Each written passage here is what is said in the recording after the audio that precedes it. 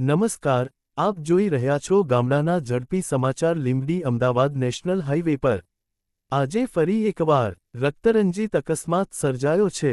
મળતી માહિતી મુજબ આજે સવારે આશરે 10 વાગ્યાની આસપાસ લીંબડી હાઈવે પર આવેલા જનશાળીના પાટિયા પાસે એક અજાણ્યા વાહન ચાલકે એક્ટિવા સવાર બે ભાઈઓને જોરદાર ટક્કર મારી હતી। અકસ્માત એટલો ભયાનક હતો કે એક્ટિવા પર સવાર દેવપરા ગામના સુનિલભાઈ જેહતીભાઈ અને વિરમભાઈ જેહતીભાઈ બંને રોડ પર પટકાયા હતા। ઘટનાની જાણ થતાં જ આસપાસના લોકો દોડી આવ્યા હતા અને તાત્કાલિક 108 એમ્બ્યુલન્સ મારફતે બંને ભાઈઓને હોસ્પિટલ ખસેડવામાં આવ્યા હતા, જેમાંથી એક ભાઈની હાલત ગંભીર જણાતા તેમને વધુ સારવાર માટે અમદાવાદ રિફર કરવામાં આવ્યા છે।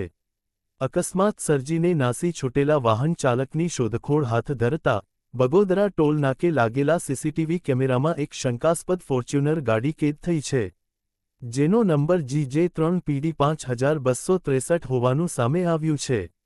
હાલ આ સમગ્ર મામલે બગોદરા પોલીસ મથકે જાણ કરવામાં આવી છે અને પોલીસ દ્વારા સીસીટીવી ફૂટેજના આધારે આગળની કાયદેસરની કાર્યવાહી હાથ ધરવામાં આવી છે।